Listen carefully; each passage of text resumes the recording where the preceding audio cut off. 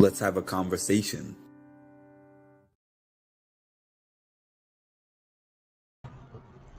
Good morning, everybody. Now, this is just a quick video that I'm making for the people who are asking me in the comment section about monetization for their channels. Now, I'm going to say I'm obviously not an expert on that. It took me 3 different tries. My first attempt was September 6th. My second attempt was October 6th. And my third attempt was November 6th. Yeah. So I got accepted on the third time. So I kept getting the same thing every single time I applied, which was the reused content, which I'm about to put on the screen if I can.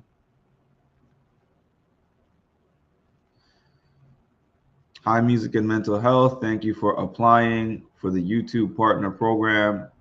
To evaluate your application, our team carefully reviewed your channel, Music and Mental Health. Unfortunately, we found that your application does not meet our YouTube Partner Program policies, so we cannot approve your channel for monetization at this time. We have policies in place that we believe support a healthy environment for advertisers, creators, and users, which means sometimes making difficult decisions like this one.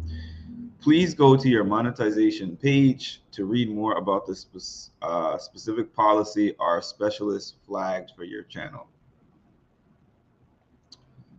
So it's funny, they called it a really hard decision, but they made that decision in a matter of hours.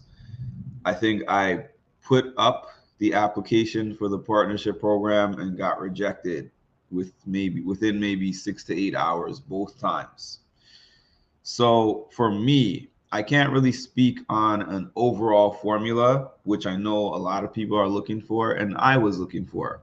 I was all over YouTube trying to figure out how to solve this reused content problem. So I'm going to put up the actual list that YouTube gives you about reusing content.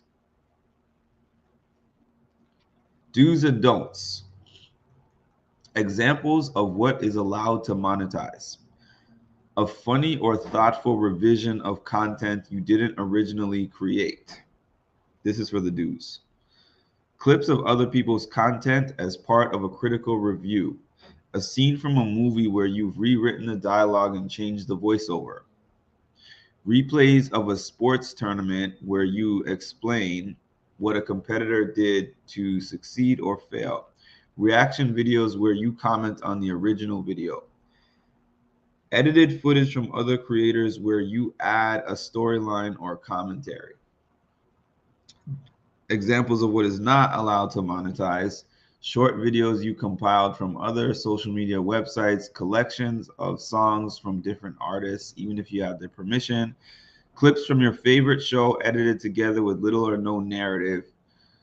Content uploaded many times by the creator and promotion of other people's content, even if you have permission.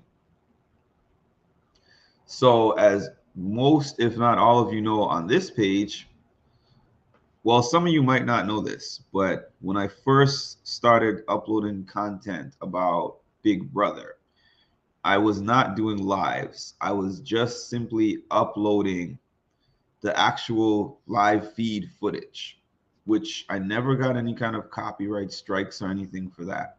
So I said, okay, I can actually just make this channel and upload this live feed footage and get my channel monetized. And it seemed like it was very easy because I got my 1,000 subscribers and 4,000 watch hours in a matter of maybe 2 weeks with just Big Brother footage.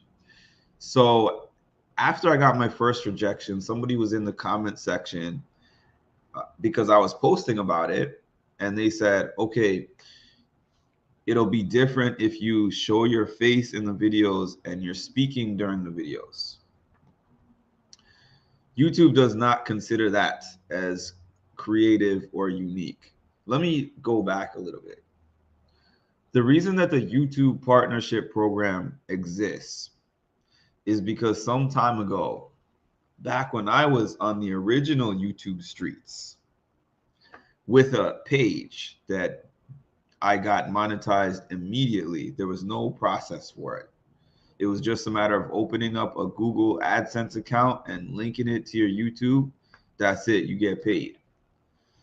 What happened was a lot of these big corporations, especially in companies, started suing YouTube because they were like, all these people are making money off of our content. That's the reason why they make a whole agreement, contract, and all that, and make you have to do original content. So I tried for these videos, for these live feeds, I was talking all throughout and I was showing my face because I thought, hey, that's going to solve the problem, because that's what everybody on YouTube says solves the problem. As long as they hear my voice and see my face, that means that my channel is going to get approved. In addition, I deleted some of the videos that I had of the live feeds because of the fact that I said, okay, I delete some of those videos and I add in some ones with my face and my voice, and it's going to solve the problem.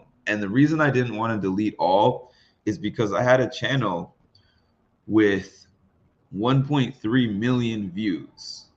And when you delete videos from your channel, the views go with it, unfortunately. So I was trying to do like a halfway method, make content that was good for the page for monetization, and keep some of the content that I had before. So I'm going to put something else on the screen really quick. They actually say what we check when we review your channel. Our reviewers check content that best represents your channel against our policies. Since our reviewers can't check every video, they may focus on your channel's main theme, most watched videos, newest videos, biggest proportion of watch time, video metadata. I think out of these things, the main things that they look at are your most viewed videos and your biggest proportion of watch time. I think those are the top two. Nobody has told me this, but this is just my assumption. So I actually had to go and look at my data of my videos. And I saw that even though I was starting to change up the way that I put these videos up, the majority of my largest viewed videos were just the Big Brother live feeds in and of itself. So I got to a point where I said, there's no way that I can get monetized without deleting all of these. I don't think, if I have a Big Brother live feed video on my page, it's because I missed it. I don't have any. I have a few of my lives that I did where I was providing commentary and stuff like that. But in terms of just the TV show coverage in and of itself, I had to get rid of it. So if you have a channel where you are doing sports highlights, let's say, you're doing like a sports highlights page. If you have footage of you just uploading the highlights of the show, of the sporting event or whatever, you have to get rid of that. You have to actually just get rid of that, because they're only going to accept when you have commentary, dialogue, your face, your voice, etc. For me, the way how I kind of solved that problem was, in addition to deleting all those live feeds that I had for Big Brother, was just simply going live. There's not music that they can say is copyrighted. There's not TV coverage that they're saying is copyrighted. It's just me. So nothing can be taken down. YouTube is real sensitive. I don't know what word to use, but YouTube nowadays is really strict. I guess that's what I could say. YouTube is really strict, so I would rather err on the side of caution when it comes to that. So yeah, the other thing is when they reject the page, you can't just start from there. I don't think making the videos the way that they have to be to meet the requirement and leave the old videos up, because they're going to take both into account. That's what I was trying to do. I was trying to keep my videos up and also change it up at the same time and have both of those on there at the same time. It's not necessarily possible. But the thing is, there's still good news. If you built up your page doing things this certain way and now you have to do a switch up, you already have your subscribers. Granted, it's possible that you might lose some subscribers, but I didn't lose subscribers when I deleted all those videos off of my page, because I developed a connection with the people who are subscribed to the page. So they wanted to stay and see what I was going to do next. So all is not lost. It might be difficult if you don't have enough views, because you still have to meet the view requirement, and deleting videos takes away the views. Like I said, I was fortunate enough that I built up enough views that even without the live feeds, which took away 1 million of my views, it took away 1 million of my views, I still had enough views and watch hours to meet the requirement. So that's just my take on how you kind of beat the reused content problem. It's a little bit of a slippery slope though, because I've seen channels which I assume are monetized because they've been around for years, where they're just putting up content that you can find on TV, and there's very little to almost no commentary. And I'm wondering how those channels are monetized. But that wasn't the case for me. I really had to go back and delete all the Big Brother live feed footage that I put up, make new content without footage from the show. And yeah, that's how I got accepted on the third time. Good morning, Mark. I'm so happy you got monetized. Thank you, Shy. Good morning, Keith. Good morning, Shy. How are y'all doing? Yeah, so I can't really say that I solved the problem, but I just kind of figured out my workaround. And actually, I'll tell you guys somewhat of a strategy that I did. I kept the videos up in between the time that I was gonna apply next, because people who have applied for the YouTube partnership program know that there's two options when you get denied. You can either do an appeal, you can do a video appeal, or you can wait for 30 days, change your page up in that 30 days and apply again.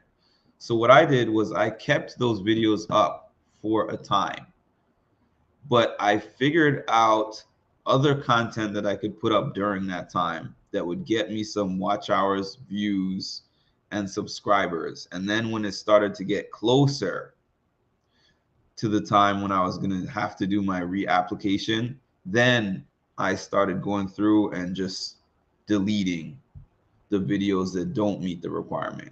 So you have to take a look in your analytics. You got to go into your analytics and see which videos of yours have the most views and watch hours. Figure out if those videos meet the YouTube parameters and requirements. And if they don't, they have got to go. There's no other option for that.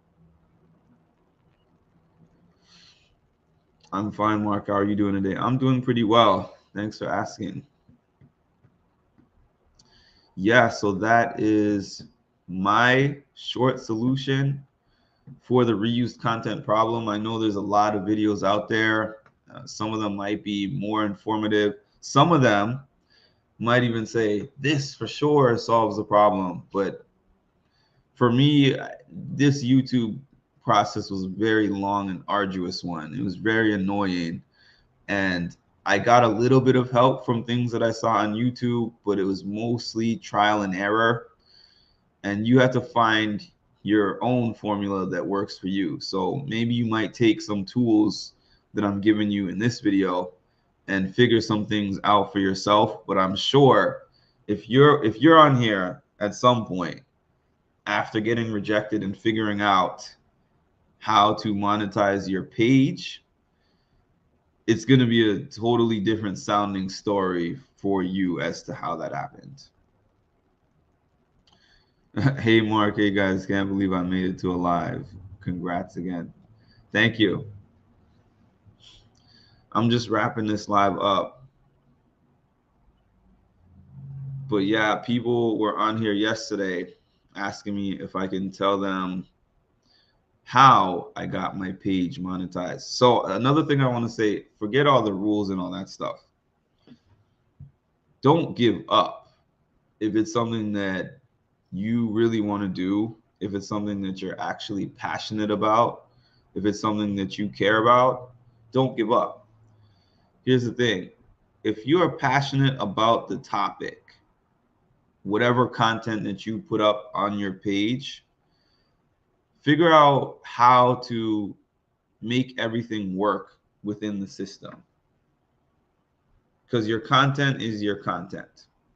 No matter what it is, even if you are talking about your favorite TV show, there is so many stations. There's so many YouTube channels.